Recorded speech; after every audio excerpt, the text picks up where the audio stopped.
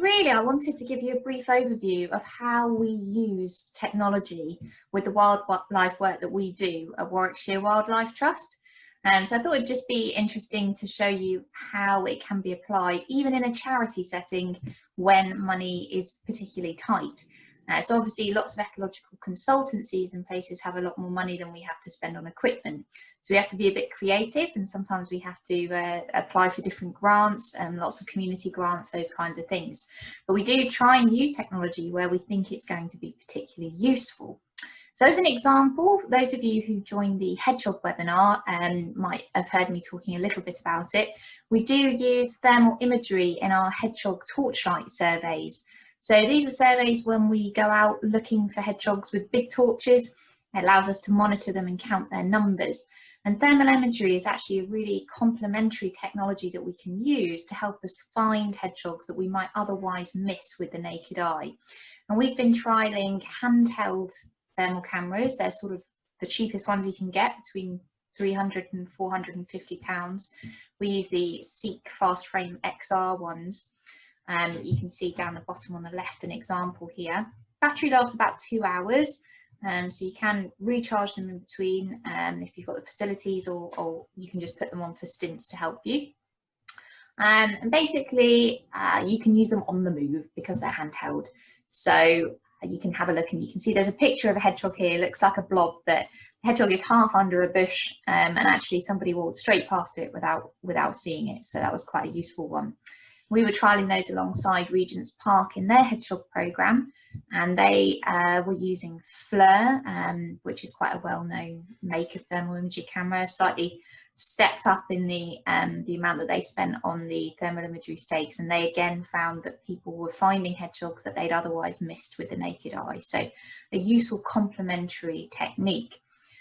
We are actually also trialling using static thermal imagery cameras to monitor deer in our woodlands as well at the Trust. So that's something new that we're looking into at the moment. We also use remote cameras that are triggered by movement, particularly in our otter work. So Warwickshire has seen the return of the otter. It's very exciting, and we've been improving waterways and trying to encourage them back. And as part of this, we've been setting up remote cameras at likely locations to see if otters are around about, particularly if we've thought we found field signs of them, and we put them in places where we might see them. And that's been really successful in us getting some otter footage so that we know that they're there. Again, we do use them with hedgehogs as well, and particularly teaming them with footprint tunnels. And in fact, there is a randomised trial going on across the country which is looking at using about 20 thermal cameras, 20 remote cameras, sorry, at a time to estimate the density of hedgehog populations. And it's thought that in the future this will be quite an accurate way of doing it as prices of remote cameras come down.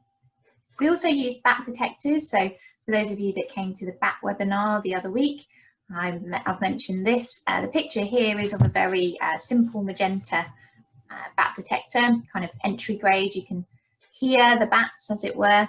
So we use these on bat walks and to engage with communities, you know, get them to have a listen as to what the calls sound like.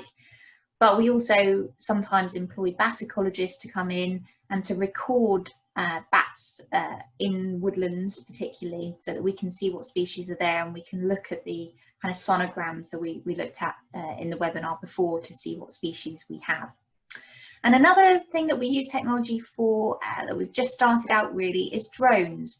So we've sometimes used drones in our videos that we've done across the Trust to highlight certain things in certain projects. So for example, when we got Brandon Reach, we took some drone footage of that from above. And we are now investigating using drones to monitor our woodlands. So you can do all sorts with this depending on what you want to achieve. But it could help us to understand if we're meeting our targets for our woodland management. So you can do things such as looking at the density of the vegetation. We can look out for things like ash dieback from above. We can look at canopy cover. We can look at how far the woodland is encroaching in different areas, and we can take all kinds of measurements. So just to give you a feel of that, just before we pass on to Kaylee, there's just a really short video that was taken from Oakley Wood, with a drone very recently, for those of you, if you do know that reserve. So I'll just come out of this and show you that.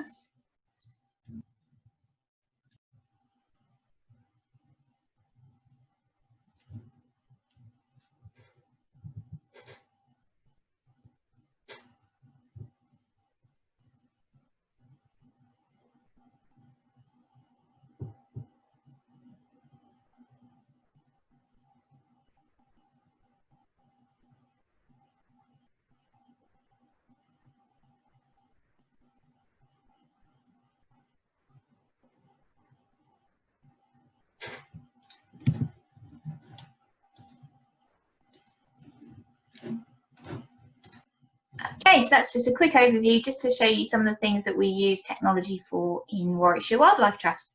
And now I will hand over to Kaylee, if that's all right. Awesome, thank you. It's awesome to see that drone footage, because it's a pretty exciting technology to use, and also that, you know, you can just cover so much ground with them that we just couldn't do ourselves. Like, it's pretty amazing to see. So let me just grab my PowerPoint presentation, and hopefully I should be able to share that with you. Let's see. There we go, hooray. So hi everybody, thank you for coming along today. I'm excited today to talk more about wildlife technology with you. So first of all, if I can get my slides to move, I'll just let you know what we're going to do today. So first of all, just do a quick introduction to myself for those of you who don't know me. I presume most of you, apart from Debbie, don't know me.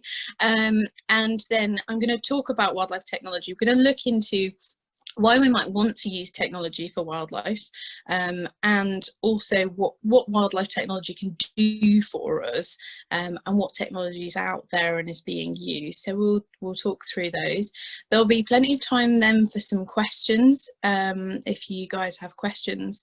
I'd love it, Debbie, if you could pop that first poll in for me, because what I'd like to know is what sort of technologies you might have heard about already.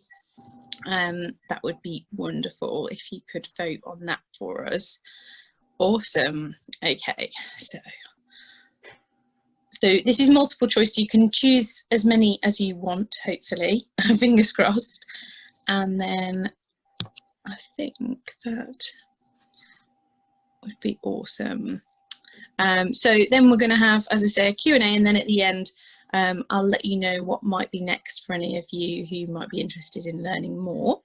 So first of all, me, I'm Kaylee. I'm a trainer, I'm also a consultant and a thermographer. What on earth is one of those? I'll tell you about that in a minute. And I'm also a bat ecologist. So what I do in my job right now, in my business, my two businesses, which are KFW Scientific and Creative and Wildlife Tech, is I help wildlife students, wildlife professionals, so people working with wildlife in all sorts of different capacities, and ecologists as well, and to help them to get the knowledge and skills that they need, often with technology particularly, to be able to help protect wildlife and to learn more about wildlife. So some people I work with are doing research, so they're sort of growing our collective knowledge of wildlife, depending on the different areas they're studying. Likewise, I also work with students as well who are just starting out in their wildlife careers, and helping them gain some of the skills that they need to get onto that career ladder in terms of starting off in their first wildlife jobs. So it's something that I particularly love doing, is sharing the knowledge and the skills that I've sort of gathered over the years in working with wildlife, but particularly my specialism is with technology. So I just want to tell you a little bit about what I've done and sort of what my journey has been to getting here. So I started out always interested in wildlife and the outdoors, from I think when I could walk I would be chasing various creatures around, according to my parents. So I've always had a fascination with wildlife, and animals particularly. So I always knew that I wanted to work in some way, shape or form with wildlife, but I didn't necessarily know quite what that would look like. So I studied at school, and then I did my A-levels. So I actually did quite diverse subjects in my A-levels. So I studied half science and half arts. So it was always a little bit of a split for me. But I decided to go and study biology at university, not quite knowing what roles were really out there at the time. And when I finished my degree, I actually went home to my parents' place up in Lincolnshire and did a bit of volunteering with our wildlife trusts and with our local wildlife groups, particularly with our bat group. So I went on a bat walk in the woods in Lincolnshire, not too far from where I grew up.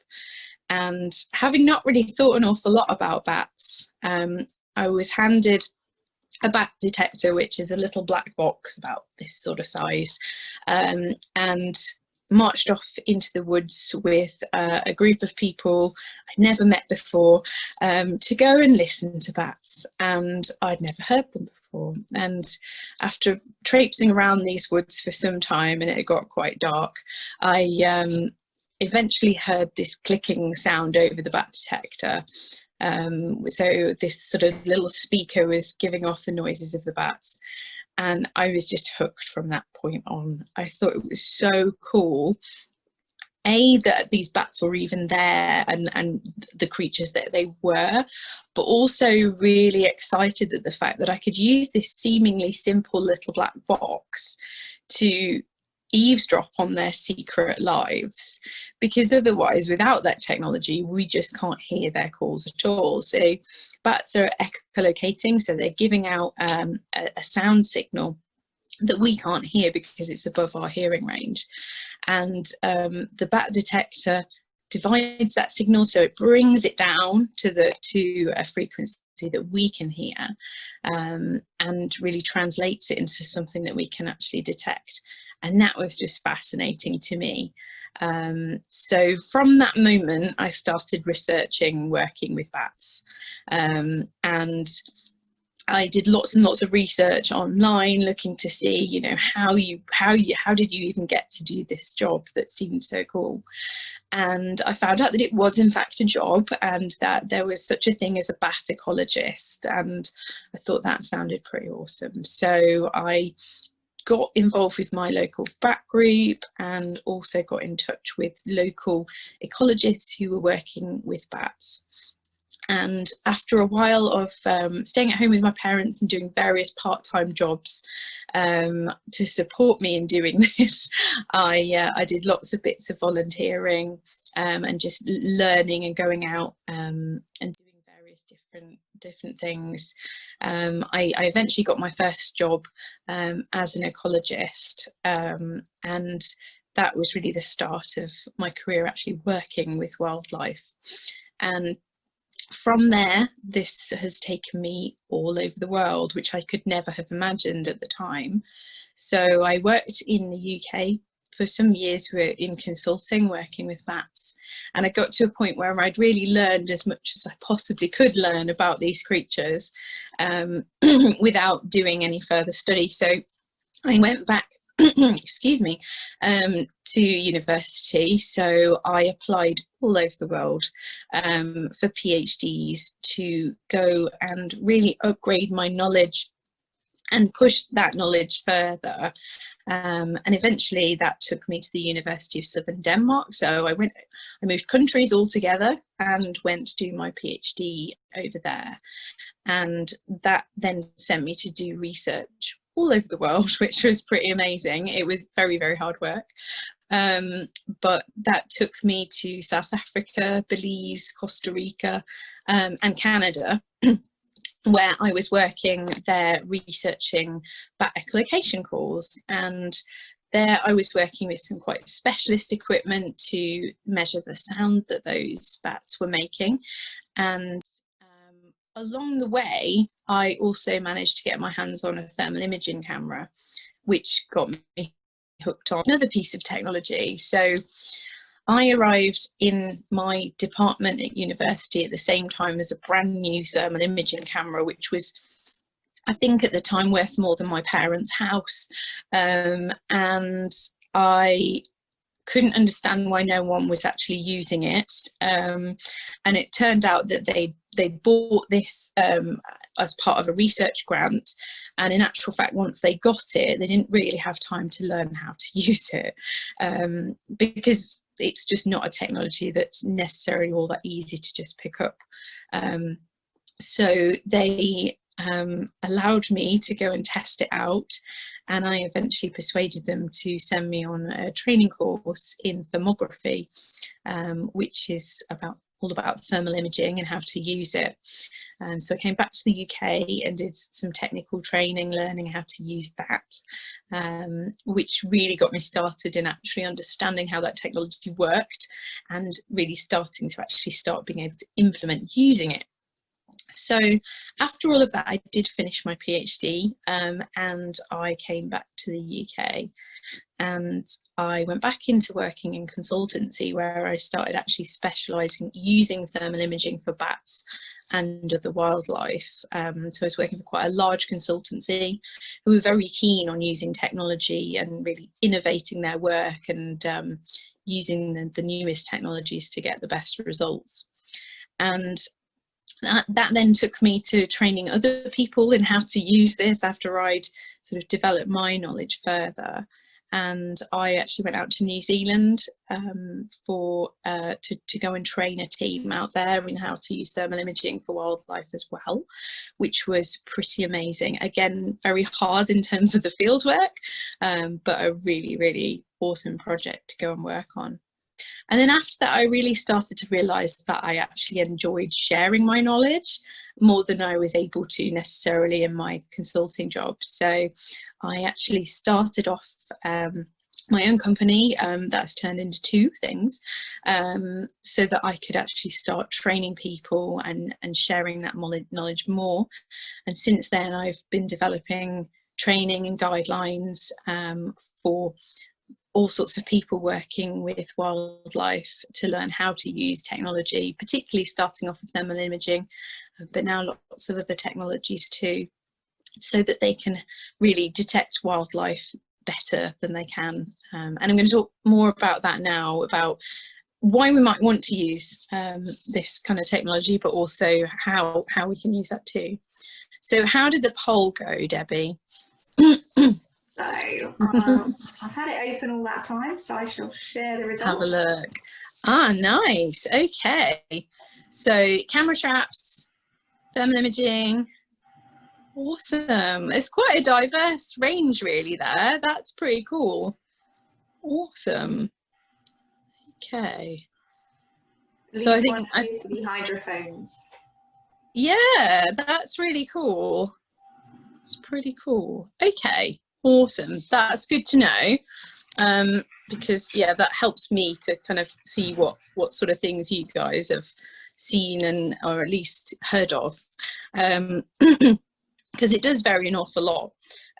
Some people have really not heard of much of these things and some of them have. So we'll dive now into wildlife technology, and first of all I want to think about why we might want to use technology in the first place, because lots of people go out and look for wildlife with just their eyes and their ears, and I often like to think about this as actually using this as a tool. So I think often we take our sensory systems for granted, but we don't also sometimes think about what the limitations of our sensory systems are as humans. So I often talk to my students about something called the human wildlife detector, which is us. And so instantly you have some great benefits in terms of a human wildlife detector, in that it's freely available and it's always with you. So when we're assessing these things, we think about sort of the benefits like that, but we also think about the limitations. I have to think about what we can and can't actually do as a wildlife detection system. So I want you to have a little think about that and think about what you might be able to see and hear and perceive as a wildlife detecting machine yourself. And there are lots and lots of challenges for us as a wildlife detector in terms of picking up different wildlife species. And it really depends on what kind of species that we're interested in as to what those challenges are. So different animals will give us different challenges by their nature, but also the different habitats that they live in will challenge us differently as well.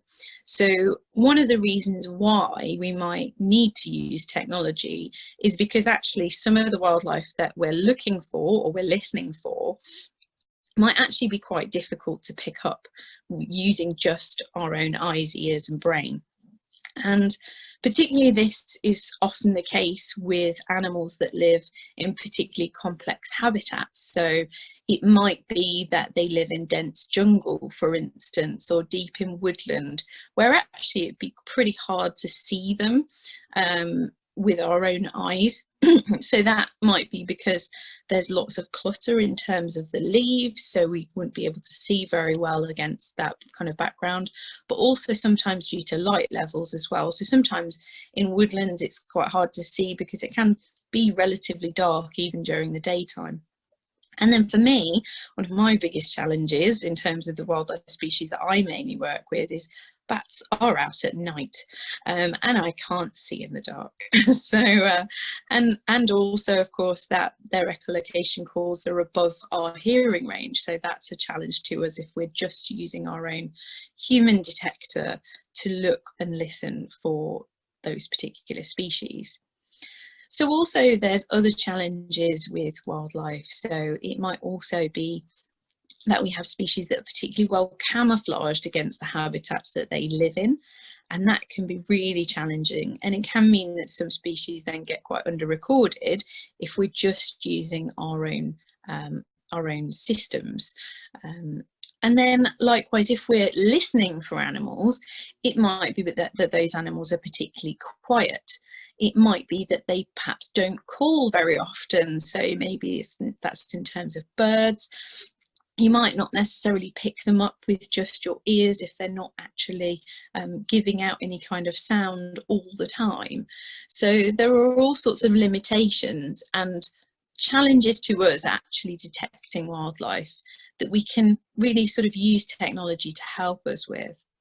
Another thing in terms of the human wildlife detector that we can be challenged by is actually we in ourselves just being there can provide a disturbance to those animals. So it might be that those animals might be scared, might not be present when we're around because perhaps they've heard us or they've smelt us, and that can be a challenge if we want to actually be there and actually just detect them using our own eyes and ears.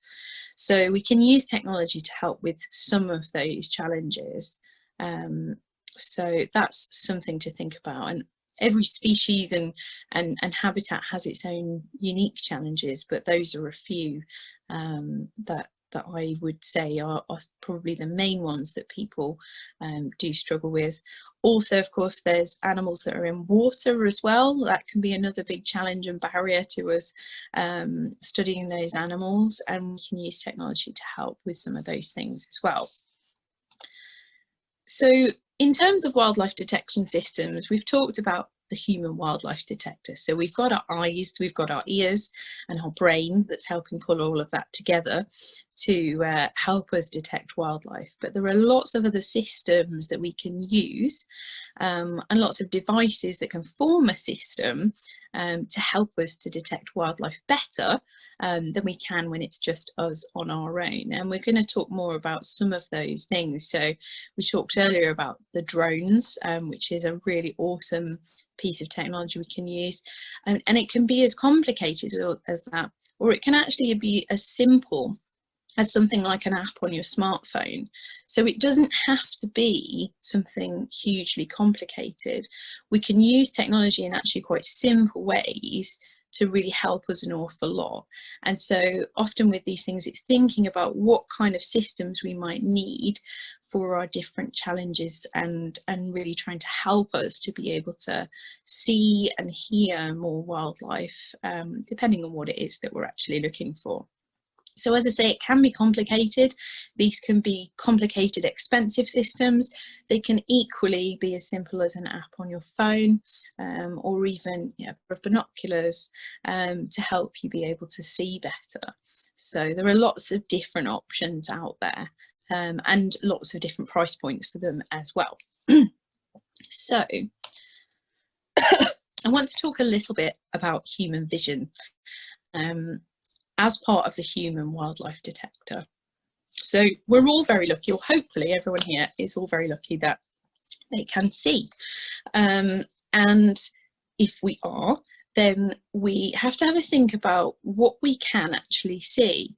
So human vision isn't perfect. I consider myself very lucky to have reasonably good eyesight. I do have to wear glasses, but it's pretty good. But it does have its limitations, and all of us as humans have a limited range of different wavelengths of light that we can see. It's also very dependent on what the actual light level is. So, and again, this will be different between you and it'll be different for me.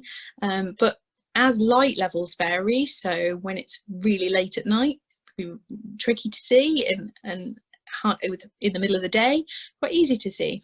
But it varies in terms of what we can actually detect as the light levels vary. So that's something to consider, and something that actually surprisingly people don't really consider an awful lot. I think because it's something that's inbuilt for us, it's something we kind of take for granted and just assume is working fine. So it varies, as I say, from person to person. So your eyesight will be different to my eyesight, and vice versa. And it also deteriorates, unfortunately, with age. So as we get older, and obviously there are lots of factors that vary with this, our eyesight will deteriorate. And we need to bear this in mind when we're using just our eyes as a tool to be able to detect wildlife. So it's something to think about in terms of just using that. But we can help ourselves with that vision by using technology. So there are various technologies out there that we can use to help us to enhance or extend the range of our vision. And these are just a few of them. So at the very simplest level, we've got things like optics. So that might be a pair of binoculars. For me, I use a scope, so it's just a single scope, like half of the binoculars, because my eyesight is not the best and I struggle with binoculars. Likewise, I struggle with microscopes as well. So optics is a really simple way of using some very simple technology to help us to see further.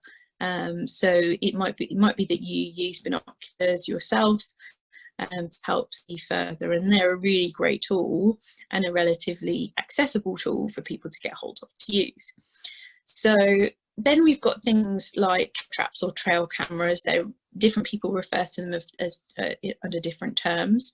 So camera traps, as Debbie said earlier, are super useful, particularly for seeing species and picking up data when we're not there, and I'll talk a little bit more about those later. But they're, again, a relatively inexpensive device on the scale of things. You can pick them up relatively cheaply now, although there are lots of different types, and it very much depends on the spec that you get of trail camera. But they can be super handy to just get a window into the sort of secret lives of certain animals without disturbing them, or with minimal disturbance to them. So then there's something called an image intensifier, which does what it says on the tin. It intensifies the image that is in front of us. That does require a certain level of light, so it can't be used in complete darkness, but they can be really useful for sharpening up images and helping us to see better depending on what it is we're looking for. And then there's something called infrared reflectance, or IR cameras. Now you might have heard of that. So what infrared reflectance or IR cameras do is they give off an infrared signal. So that's a light in the red end of the spectrum, just out of our range of vision. And that light goes out into the environment. It bounces off objects, whether that be a building or a tree or a deer, and it reflects back into a sensor inside the camera that creates an image for us to see. And you'll probably have seen lots of pictures of those, I would have thought. So they're usually sort of black and white images that you get from those kinds of cameras. And then there's something called night vision, which is quite an old technology in terms of a lot of them were sort of used for sort of military applications. They tend to have a very greeny sort of tinge to the images that you see with those. And they're really, I think, becoming of an obsolete technology now, because they're sort of, it's quite an old technology, but they are still out there. Then we've got something called hyperspectral imaging. And hyperspectral imaging is where we use lots of different wavelengths of light that are outside of our range of vision. And that's a very new and upcoming technology at the moment.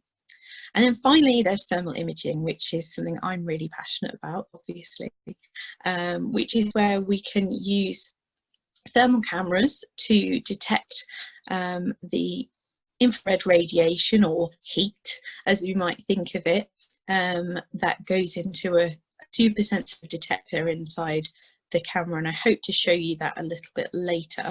But for now, I'll just show you a little video.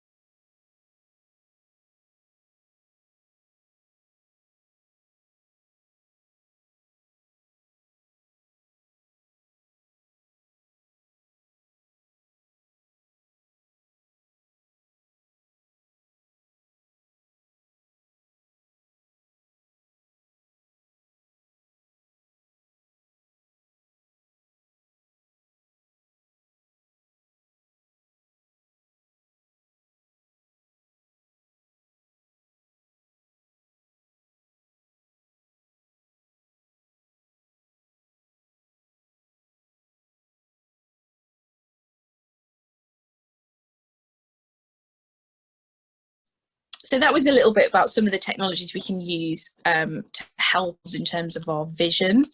But another thing that we can do is to help with our hearing as well.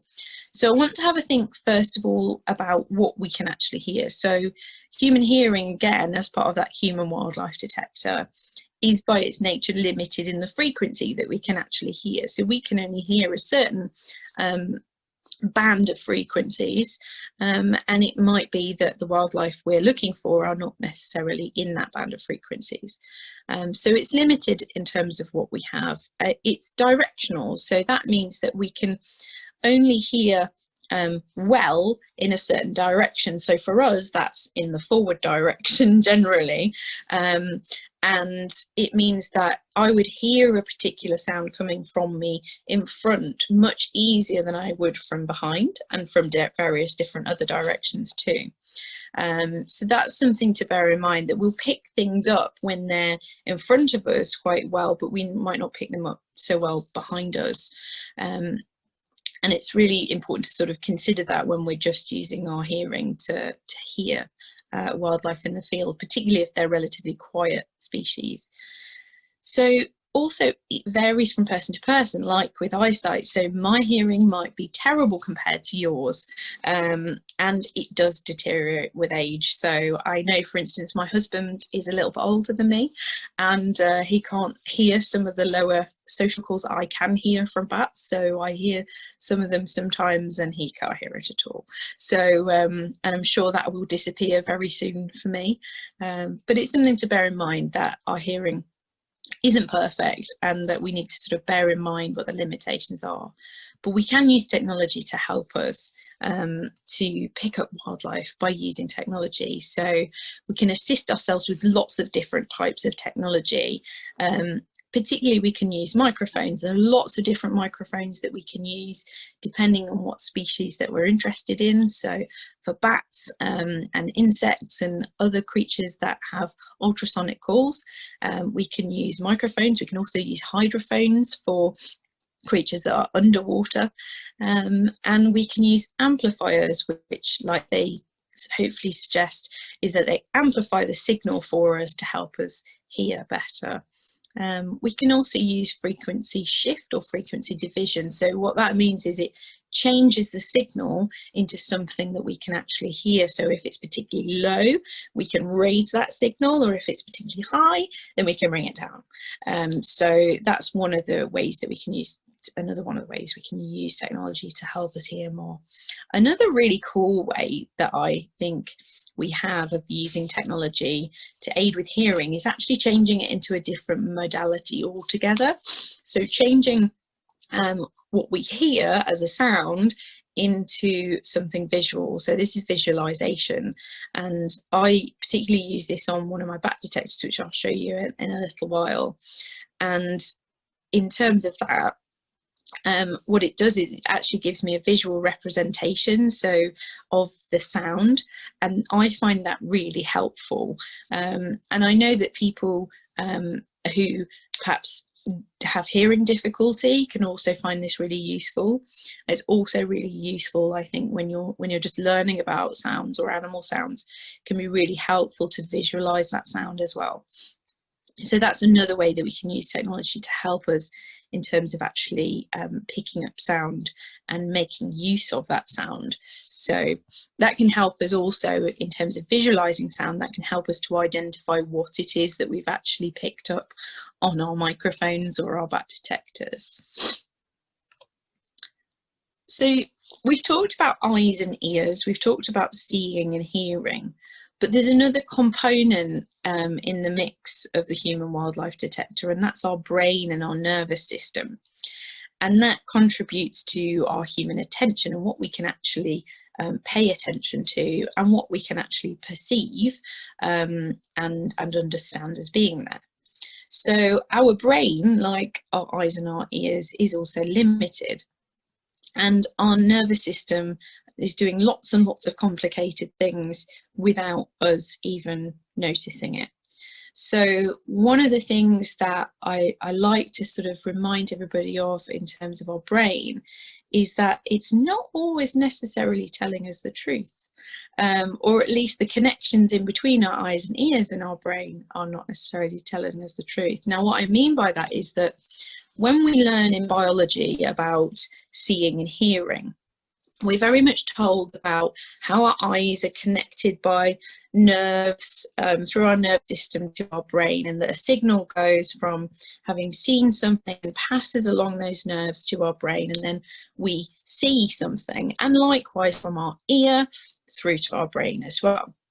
But actually, there are lots of connections in between our ears and our brain, and lots of connections in between our eyes and our brain that can actually stop a signal, amplify a signal, so boost it, or actually cancel it out altogether.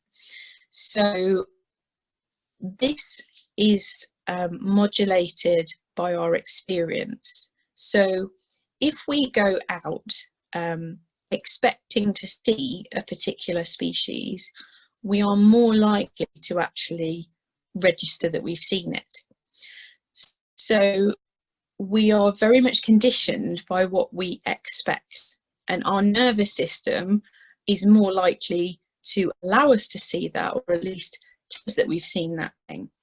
Now, this can happen particularly, so I'll give an example of if we went out into the woods to look for a particular species of bird. If we were told that particular species is very common there, and there are other species there that look similar to it, we are more likely to report that we've seen that bird, even if we get a fleeting glance of it, or we only see a certain part of it, or perhaps we hear something in its call.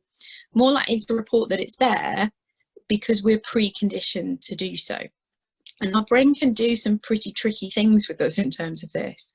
So likewise, also, if you were told, you knew, or you expected that a species couldn't possibly be there. So if we went out to Brandish and we went looking for tigers, we probably wouldn't expect to see any tigers there. So it can go both ways. So this is something to bear in mind, because our nervous system, our eyes and ears aren't always telling the truth, and it's because of all these connections that are going on in between times that our brain is predisposed to tell us what it expects to see. And that's why using technology can really help us to be more accurate in actually detecting species that are actually there, because it can help us to not report things that aren't there, but it can also help us to make sure that we do pick up things that are there, even when we don't expect them to be there. And we can do that by using automated detection systems. And there are lots of different automated detection systems, generally computer run, and they can help us to actually automate the process of detecting wildlife. So like with trail cameras, we might put a trail camera out to detect certain species. We can put them out in the woods and leave them there for days, weeks, months on end, and then go back and actually find what was there. And we can not only do this with hardware, but we can also do it with software too. So we've got things like camera traps or trail cameras. We've also got the drones. Now that I consider as being quite an automated thing as well, because we can pre-program those to actually go over different routes for us. We're not physically having to go there ourselves, and they're collecting that data automatically for us. And then we've got things like static acoustic recorders. They're a little bit like a trail camera, but for audio. So they are going to be listening for us rather than looking for us. And they're packaged up in a very similar sort of way as the trail cameras that you'll see in a minute. And also as I say, we've got software that can help us. So with all of this data that we collect, there are lots of different softwares available now, and it's developing all the time, that can help us to then analyze that to help us find out what was there. And that can be super helpful in terms of helping us be more accurate, but also helping us save time and money as well. So it can take a very long time to go through some of the data that we collect from these systems. But by using different softwares, we can really help speed up that process, which is really helpful, particularly when you're working on big projects where you have to cover a lot of ground. And then finally, there's apps. Now, we talked about smartphone apps, and I think this is something that I'd really encourage you to look into, because there's lots of different apps out there now that you can use to help you, not only with wildlife detection, but also with wildlife identification as well. So that's another really exciting thing as well. And again, it's something that's really developing a lot now. And most of those apps are free. I think there's only a few that I've seen that you have to pay for, and they can really help in terms of you learning, but also some of them feed data into local record centres and even national centres for biological recording. So that means that we are helping to collect species data as well, to help inform all of the conservation work that's going on. Faber Johannesson, who is an awesome biologist based in Denmark at the University of Copenhagen, but also works for KfW Scientific and Creative alongside me, and helping out with various different wildlife tech projects. So Lena is my trail camera expert. I don't really use trail cameras, so I've asked her to come on to tell you a little bit about it, and I'm quite looking forward to learning some new bits and pieces here too. So Lena's been working for many years with various different technologies, but the trail camera side of things is definitely your expertise, isn't it, Lena? So welcome. Yeah, that's true. Welcome to the crawl. Do you want to just give everybody a quick background to what you've been using trail cameras for? Yeah, absolutely. And thank you, Kaylee, for inviting me on. So I've used trail cameras to study wildlife and infrastructure interactions, primarily in the UK. And I've also used them in Tanzania, where I did a study on the overall biodiversity of a rainforest. So that was really cool. Yeah. Awesome. Yeah, I really am looking forward to hearing more about the Tanzania trip. I'm very, very jealous. It was good. It was good times. It does sound awesome. It really does. So should we get straight into this? Yeah, let's do it. I'm going to ask you loads of questions at the end, I think, but I'll let you tell us all about it. Yeah, okay. So first, like simply, what are trail cameras? They are remotely activated cameras that come with some sort of sensor. There is a wide range of models and different sensor types, and it can be quite tricky to figure out what the different types are and what they actually do, but that's a bit of what we're going to be talking about now. Yeah. Brilliant. Yeah, that's awesome. So first of all, just the pros and cons of trail cameras, and I'm just talking about all the different models. So the pros are that there is a wide range of prices, so it should be possible for anyone and everyone to find a model that fits somewhat within your budget. There's also a wide range of different models, as I just said, which means you can find some type of equipment that will suit your project really, really well. I love the fact that you can set it up and you can go home. You don't have to sit out there with your equipment and monitor it. You can just leave it out for however long you need. Another pro is that they're weather resistant. You can leave them out in the rain. There is some variation from model to model, but overall they're really, really good equipment. They're sturdy, and you can sort of abuse them a little bit and they'll still use for you. So that's good. But definitely wildlife friendly. Yes, exactly. Yeah. And they're fairly user-friendly as well. They're pretty easy to figure out. And another very important pro for me is that they're small and they're easy to transport. You can load up a backpack full of them, and then you can run around the rainforest and set them up, and you don't have too much of a hassle carrying all that equipment around. So that's really, really nice. Yeah. Now the cons. As you're setting them up, you are causing habitat disturbance. You're leaving scent markers on the camera, but also where you are walking around. And it is a foreign object that you're leaving out in the field. So this might deter some wildlife from coming into the habitat, and you might just be scaring them away, which means you won't capture them. But if other wildlife, such as some felines, they might be attracted to the object and they might come closer to have a closer look at what it is. So it can be a con, but it can also be a pro in a way, depending on what you're trying to look at. But it is definitely something that you need to consider when you are deploying your camera. and also Right. when you're figuring out whether or not it's actually the right type of equipment for you. I just remember, sorry to interrupt, Lena, but Yeah, no I worries. watched a documentary, I think it was last year, and some guys had put trail cameras out and they had quite strong infrared beams, I think, by the Yeah. sounds of it. And the elephants had trashed them all. They'd literally like been in and just full on trashed them all. Yeah, So yeah, it's something to consider. absolutely. That it's very important to consider. Another thing is that they're easy to steal.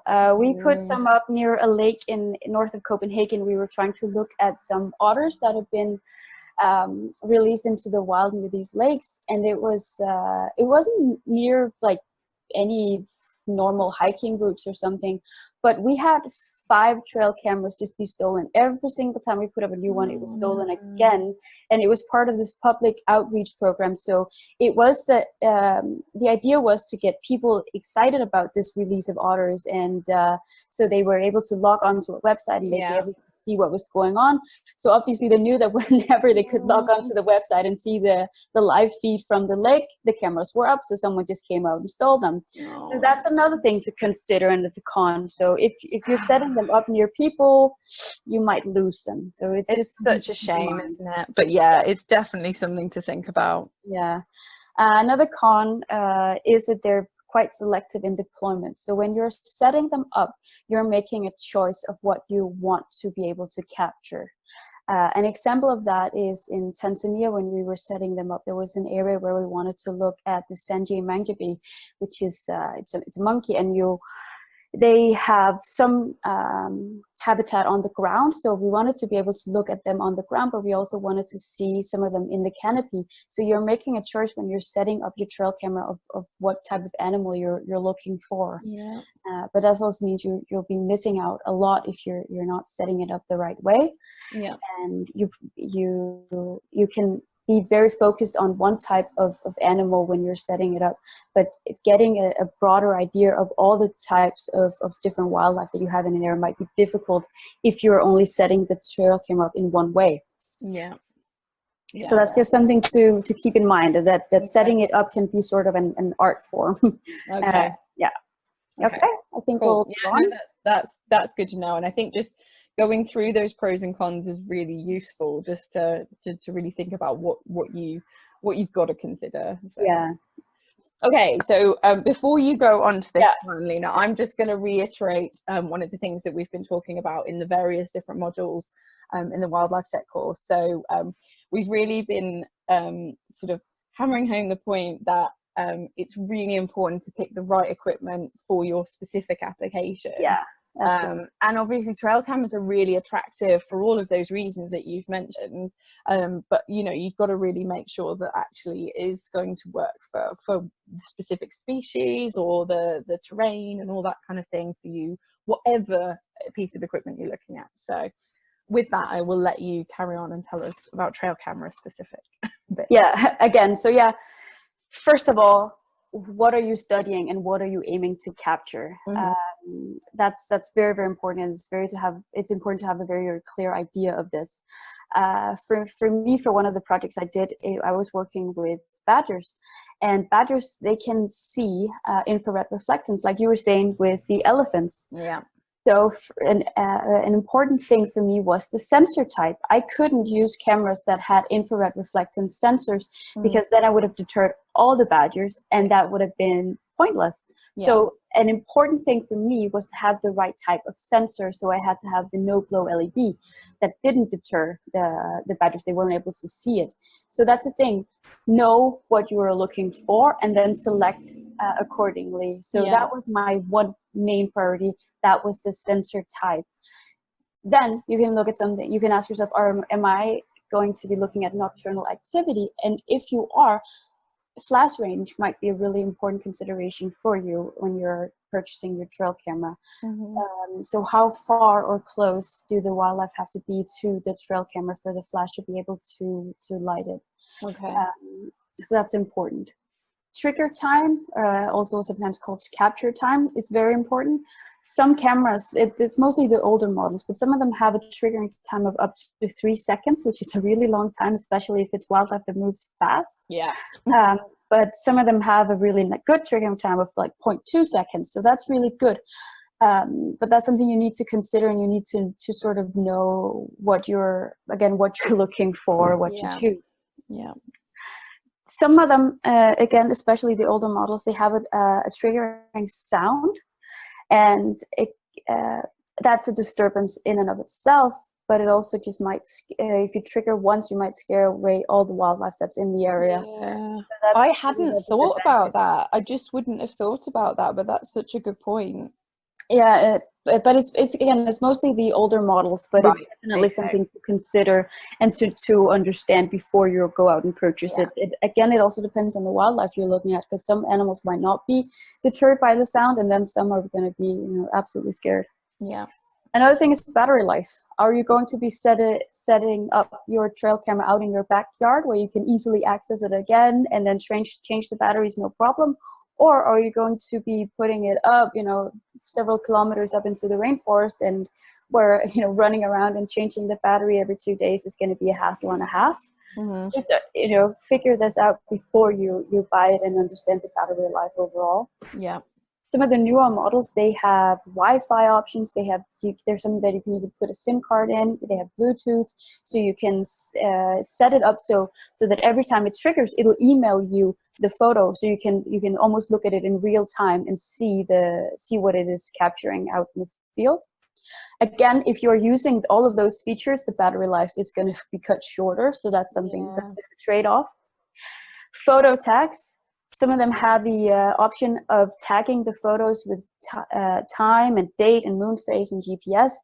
If you are deploying multiple cameras over a larger site, that is imperative. I have no idea how I would have sorted out all the data that I got from the rainforest if I hadn't had this option of tagging the photos with all this information. It would have been an absolute nightmare. So that's another thing to consider when you're using the equipment and when you're buying it, if it has this option. Then there's the capturing type. So are you going to be using or looking at photographs? Is it going to be videos? Do you need it to be high definition videos? Is it needed that it can capture burst photography, so multiple frames consecutively rapidly after each other?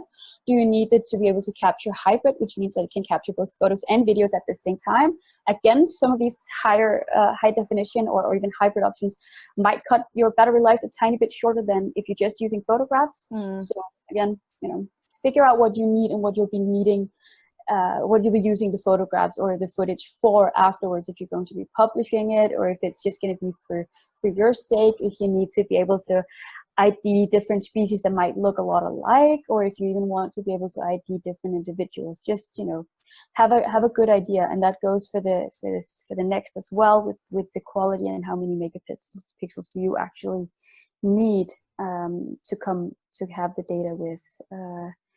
Do you need it to be crystal clear footage, or do you just need to be able to say this was that and this wasn't? Does that make sense? Yeah, that makes sense. I suppose with the quality, is there a trade-off there with, like, I suppose if you get really super high definition images, you're going to fill up memory cards fast. Yeah, absolutely. Yeah, absolutely. Okay. For some of them, you have the option of putting in multiple SD cards as well. Right. Okay. Which is really, really good to know, because again, if you're putting it up far away and it's a hassle to get to your camera and you want to leave it out for a long time, you don't want it to fill out and run out of space within half an hour. No. Mm-hmm. So the final recommendations are: have a clear idea what you need it for, which sort of goes without saying, and plan to have time to get to know your equipment. I would recommend that if you are planning on using it for a summer or field season, then maybe buy the equipment in the winter, put it up near your bird feeder in the garden and see how it works, or put it up somewhere and have your family or friends walking around in front of it, just to get an idea of the field of view, the angle of view as well, and then how the triggering works, and understand the triggering in rain as well, and during the night, because sometimes the visibility changes and the field of view will change a bit with rain and in low light conditions. So get to understand all of that before you're actually taking it out and using it for your study. And then just, trial and error, and be patient, try it out, and then look at your footage and then try and try and try again. Yeah, I think that's such good advice, because so often, like with projects, sometimes we can only get hold of the equipment for such a short amount of time. Yeah, exactly. And especially with trail cameras being relatively affordable. Yeah.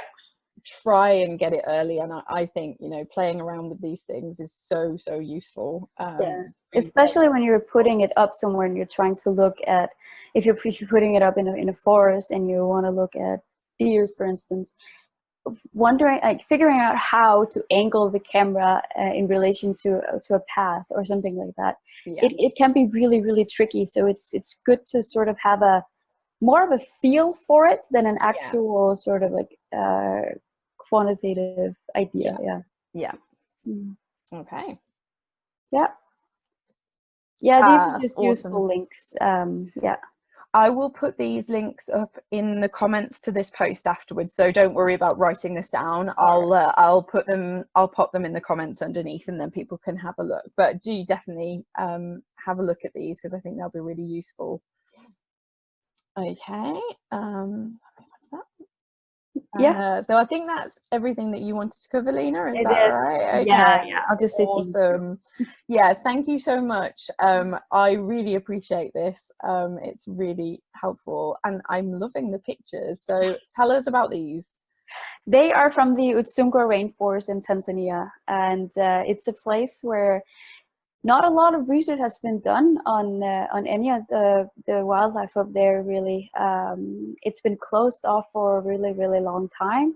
And now the University of Copenhagen and a university in Italy, they have a really good relationship with the locals and with the park rangers. So we have access to this rainforest, and we go there every year to just sort of do a bit of a bioblitz, figure out what's actually here and what's not. And we found a ton of endemic species. We found new mammal species as well. There is the Sanji Mangabe that I mentioned earlier. This primate lives near the Sanji waterfalls, and it lives only there. It's completely endemic to a fairly small area. And there are fowl that has been found there that's completely new to science. And the shrew has also been found there. It's really cool. So it's really nice. And they have dikers and it's a very interesting area. And using trail cameras has just been so helpful. We have footage of this. I think it's some sort of pheasant. We've actually never seen it in real life. We've never found one dead. We've never come across it ever, but we have trail camera footage of it. And it looks like it's something brand new to science. But that's amazing. That is amazing. And that's the thing I think with these trail cameras is it's this sort of window into like the sort of secret lives of the wildlife almost that you would just not see if you were traipsing around the woods, No. I think that's the thing about it, and especially in an area like that, like to be able to capture things that no one else has seen is just amazing. It is. It's really it's so much fun to do.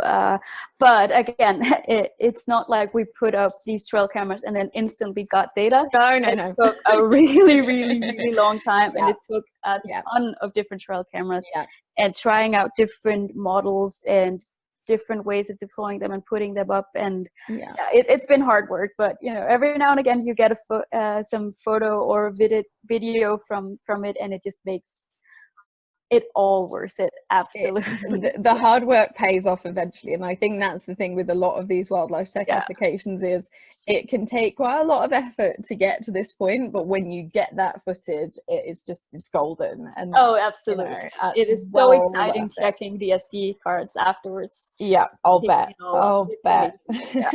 We just never know what you're going to see. Like that's the awesome thing about it, and I really like that. I really do. So thank you so much for showing us this stuff, because it's really interesting. I thought I'd show you just some drone footage that we've taken from a couple of our reserves lately, so you can get an idea of some of the things that you can do with drones really.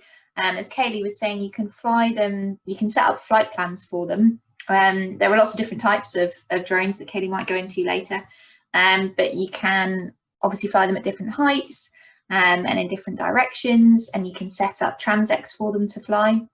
So we've recently used them to showcase a couple of our reserves.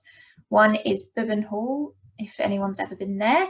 It's got a meadow and a woodland, and we recently purchased that, and it actually links provides a habitat corridor for between two other reserves that we have. And the other one is Brandon Reach, if anyone has managed to visit. This was a very recent acquisition. Brandon Reach is actually opposite Brandon Marsh, if you've ever been to Brandon Marsh, and it has a real mix of habitats in there. So I thought I'd just show you some of that footage. It's not much, just short, but it might be of interest to you. So I'll just see if I can share my screen. So this first one is of Brandon Reach.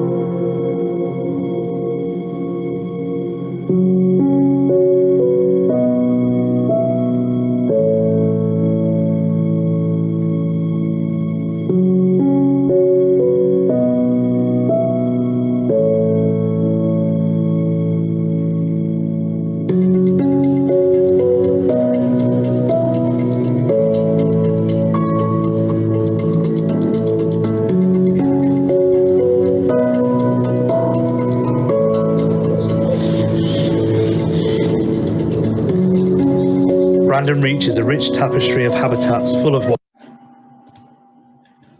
hopefully you can see some of that footage of Brandon Reach. And if I go back to this part of the video, you can see how it's connected just across the road from Brandon Marsh, and actually how the habitats differ. So you can get a real idea of the different habitats that we've got in such a small area. We've got all the marshland, and you can see all the water and reed beds over here. And then actually we've got areas of woodland, which Brandon Reach has quite a bit of. It leads on to several woodlands, and we've got some grassland in there as well, which is quite diverse. So lots of different habitats, and that's one real advantage that you can see with using drones. The other one is Bibbon Hall, so there's just a short bit at the beginning here, just showing you Bibbon Hall.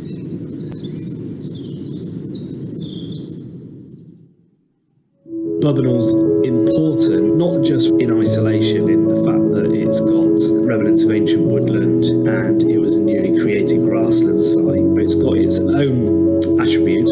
It's where it sits in the context of the landscape that's really important. Around it, you've got existing trust reserves such as Ryton Wood and Wappenbury Wood, and on the other side of that, you have Bibbonhall Wood, and then in the middle of that, you have what is the restoration area, which is to some degree the jewel in the crown in the fact that that connects all of those three large areas. Over 200 hectares of land that is secured for nature in perpetuity.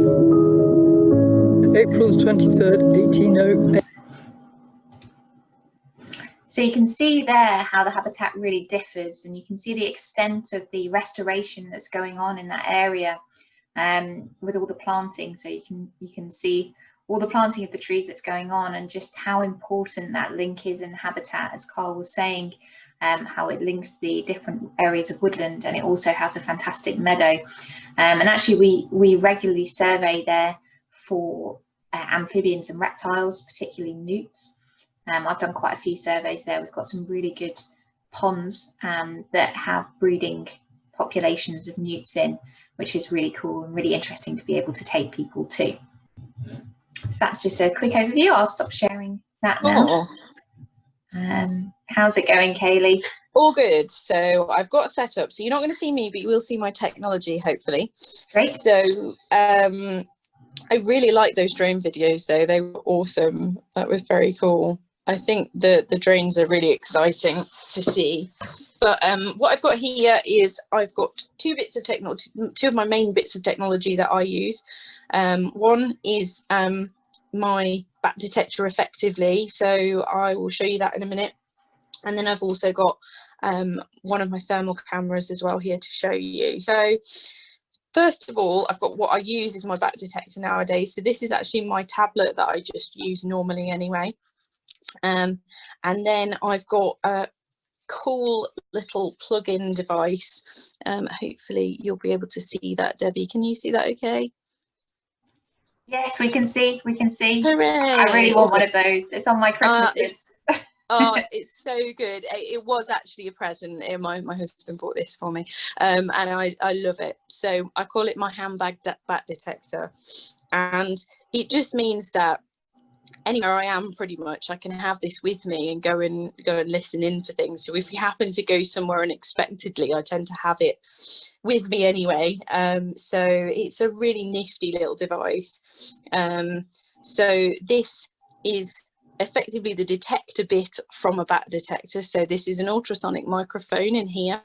It's really tiny, and these ones are made by Wildlife Acoustics, but there are different companies that make them.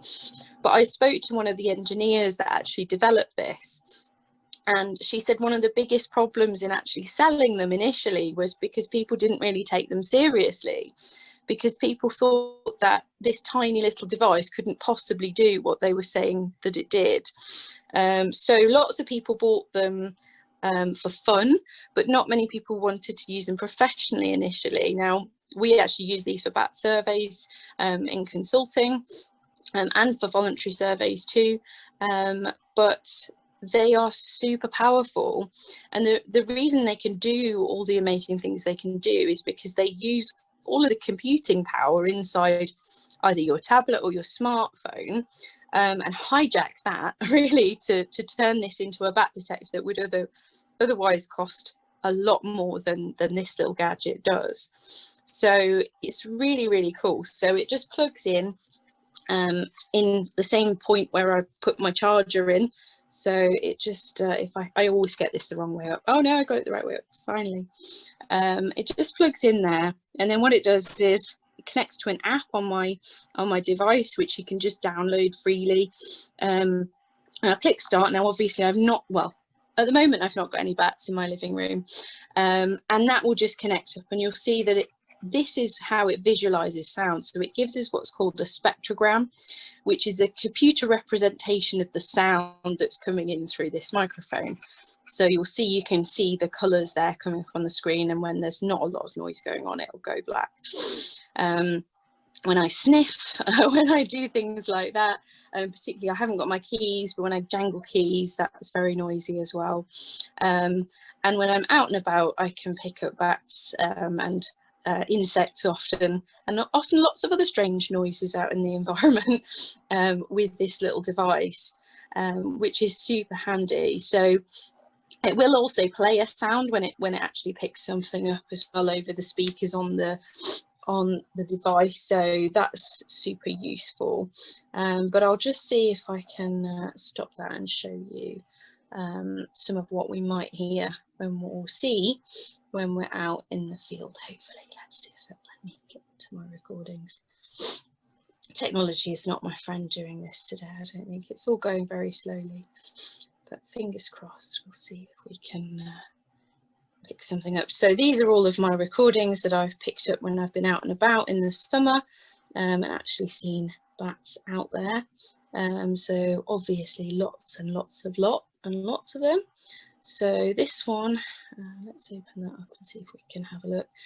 It just told me it thought there was a notch in there. Now there's software in this that automatically, or at least attempts to identify what species we've got on our recordings.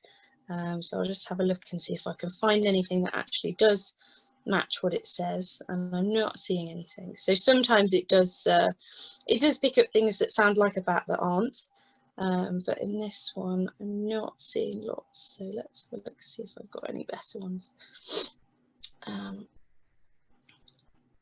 So just to show you that it's just a super easy little piece of kit to use until you start showing it to other people, and then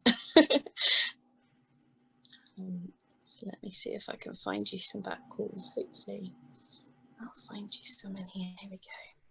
So I'm not sure how well you can see, but we've actually got some back calls in there, so you can see those sort of little hockey stick bits there. That's actually a back call. So this is how we visualize the sound, and as I say, that can be quite useful to show people and to be able to identify what species we think we have here, and we can look at different shapes and different frequencies of the calls to see what we think that species might be. So that's my handbag bat detector, and then I've got a bigger piece of kit, which is my thermal imaging camera. So this is my my biggest thermal imaging camera that I have. So it's supposedly a handheld device, but it is quite heavy. It weighs about 2 kilos. So this is that camera, and I'll just show you a little bit now. These do take a little while to turn on, but hopefully we'll boot it up and you can have a look and see what that looks like. So this one's got a screen inbuilt. My other one doesn't. It has to be run through a computer, but this one's super handy because it's got a little screen and we can see what's going on with that. So this camera's got a super sensitive detector in here that only really detects the heat that it thinks is around. So you will see, hopefully in a minute, let's point it up, what it can see. And it's got like most sort of digital SLR cameras, it's got an autofocus on here, so I can focus it myself, or I can autofocus it and get it to do that work for me, which is pretty cool. So you'll see hopefully that it can see the patterns in the wall, the patterns of heat in the wall, and all sorts of other crazy things that it picks up. And it can be really interesting to just look at things through a thermal lens to see how different they look. But obviously with wildlife, because this is so sensitive, it can pick up tiny differences in patterns of heat to help us detect wildlife at pretty long ranges. So that's what that looks like. And as I say, it's a pretty hefty piece of equipment, and it's not cheap, but it is a really effective tool for finding wildlife. So I use that mostly for bats and other species as well. If anyone would like to ask any questions, go for it, Emma. I found it really interesting. On the thermal imaging side, what kind of accuracy does something like that camera have? I actually work as a materials engineer, and we use one of the cool. to shoot versions of the thermal imaging camera sometimes. But I've never really been sure whether it's accurate enough for us. And yeah, I just wondered with sort of maybe a bigger, better bit of kit, what the kind of accuracy is like. It definitely varies a lot. So I think this one is 0.01 of a degree, so it is really sensitive. Some of the cheaper ones not so sensitive, but yeah, that is pretty good. They can get even better than that when you go into like the military grade kind of stuff, but they're way out of my league of doing things. But yeah, we found them to be really sensitive. That's really interesting, that in terms of that background. Yeah, it's like with some of the way we use material, it's really sensitive to temperature, so you have to measure it. But it's something that we know we should do, but don't do like enough, and don't really know how accurate it is. But yeah, no, thank you. Yeah, it's a really interesting, and it's used for so many different things. There are so many applications that you can use it for. So that's really exciting. Cool, thank you. Cheers, thank you. Anyone else, any questions? Hi Kaylee, thank you for chatting to us tonight. It's been really interesting. I had a question about trail cameras or camera traps. So I'm really a novice at it all, but over the summer I realised that we had a little set for foxes, and I was trying to capture little videos of them and put out little bits to get them. The only trouble is that we live in a block of flats, and actually where they were coming at was quite a kind of public area. So I wondered, in terms of restraint, like legal restraints of where you can put cameras, I was obviously trying to make sure I angled the camera away so you didn't see people, and it was all fine. I didn't manage to get anyone, but in the long run I'd quite like to go further in, because it's coming from a park, I realised they were coming from, so I wanted to see if I could go further into the park, and I wasn't sure kind of legalities of that and what restraints there are.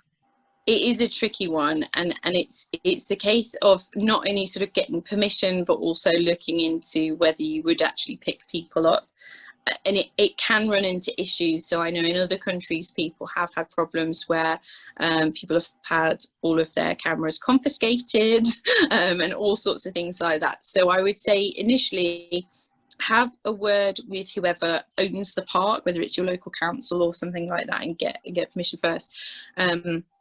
Putting them in places that are less conspicuous. So we often put acoustic detectors out, which is another thing altogether, but they do get vandalized sometimes. So I would definitely check out the permissions. I'm not sure what the legals are on trail cameras, but I know previously we've had to be quite careful with cameras in public areas. So definitely, I'm not sure what the updated advice is now, because things have certainly changed since I was doing the kind of work where we'd actually come across people. So I think normally you have to put up signage to say that you're recording within that area, which is a bit of a double-edged sword, because obviously you've kind of covered it in that people know they're being recorded. However, everyone knows there's a shiny camera out there somewhere. So yeah, it can be really difficult in public areas. We struggle sometimes, and particularly with the otter footage when we take that along, public waterways. The cameras have to be really hidden. You can get cases that have locks on them for cameras, and depending on what camera you can get the lockable accessories. So they just kind of encapsulate the camera, and they're quite hard. You have to kind of rip them open. Obviously, if someone really wants the camera, they can get into it, but that can be a deterrent against theft. So if you put up signage, that can often be a way round that. But yeah, like Kaylee says, the rules have changed quite a lot, as they have for drones and a lot of the other technology about what you're allowed to do and what you're not allowed to do. So it's worth double checking that first. Okay. Maybe don't buy anything too expensive if you're going to have to put it somewhere public and put some signage up. I actually thought that. I was thinking I'll get something that it still works, it's brilliant, but it's not worth anyone stealing. But yeah, it's working for what I want at the moment, but I just want to thinking of the next step and what to do next. So thank you. It is something to bear in mind as well. One of my teaching assistants, she works in Costa Rica, and she works with Jaguar Conservation Organisation actually. So she's putting the trail cameras out at like sort of knee height or lower, because they actually want to see the jaguars at jaguar height as well. And they've had lots of issues where poachers have been like finding them and destroying them because they're worried that they'll have their photos taken, and actually all you can see is feet, so it's not really a big issue in terms of them actually being seen. But the poachers were worried obviously that they'd get spotted, so they had a lot of them vandalized. So yeah, it is a really tricky one. It's one of those conflicts that you've got to be quite careful about. So yeah, that's something I'd sort of add to that. But yeah, let's know how you get on. Sounds exciting. Yeah, thanks very much. Thanks. You're welcome. Hiya. Thanks for your talk. I was interested in when you said that the bat detector can also pick up sounds from insects as well, and I was just wondering, because there are so many insects, how you can differentiate between the different calls of different insects, or is it more at like a family or order level or something like that? I think it would definitely be more to family or order level at the moment, although there are definitely lots of researchers working on those things. There's a really awesome book out at the moment called Is That a Bat? That covers all the different sounds that people find on their bat detectors that aren't bats and what they might be. So that you might find that quite interesting. But yeah, there's certainly a lot more work to do in terms of identification with other species. So but yeah, I pick up all sorts of strange noises, and you're thinking, what is that? Including some cars give off ultrasonic noise as well, not just when they're turned on either. So some cars, they're giving off ultrasonic signals all the time. So I've picked up some really strange sounds from cars as well. You frequently get crickets Yeah. on bat detectors. They're probably one of the main ones that you'll pick up, which it can be quite annoying if you get just loads of recordings of crickets. There's lots of automated software to try and filter out those crickets now to make it a lot easier for bat ecologists. I recently went to quite a long bioacoustics course. Bioacoustics, I guess, covers all of the kind of technologies that you can use in wildlife to listen to wildlife. And there's a lot of work going on, particularly with, well, a lot has been done on birds. That, you know, they're getting quite good now at being able to differentiate different bird calls from looking at the spectrograms, but also mammals. So as you know, by now, I'm a mammal gal, I'm a mammologist.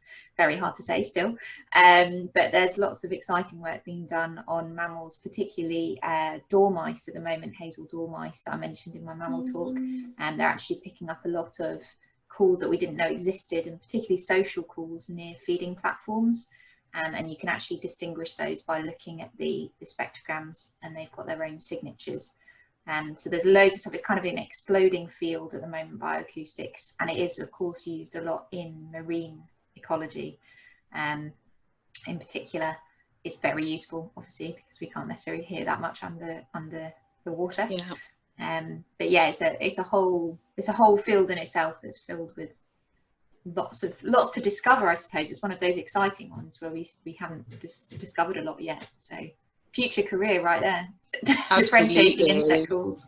Yeah, it's really exciting. So my PhD was actually in bioacoustics, and what's happened in the 10 years since then, or since I started, is incredible. The amount of things that we've found, but also the amount of questions that we've now got to answer. So there's so much more to find out. And another member of my team, she's working with underwater sound, so she works with marine mammals, and she's done some amazing work with dolphins particularly, where they're looking at the calls of mothers and babies and how they communicate with one another, and again, like, it's answered questions, but it's also raised so many more questions as well about what's going on there. So it is a really exciting field, definitely. Thank you.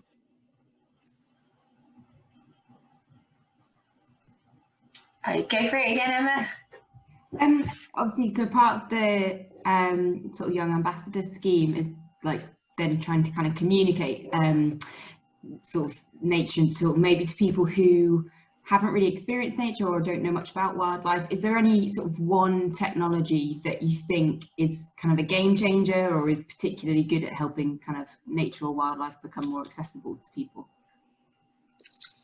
Oh, there's so many, but I think one of the big things in terms of accessibility has been the trail cameras, and really globally, particularly since lockdown.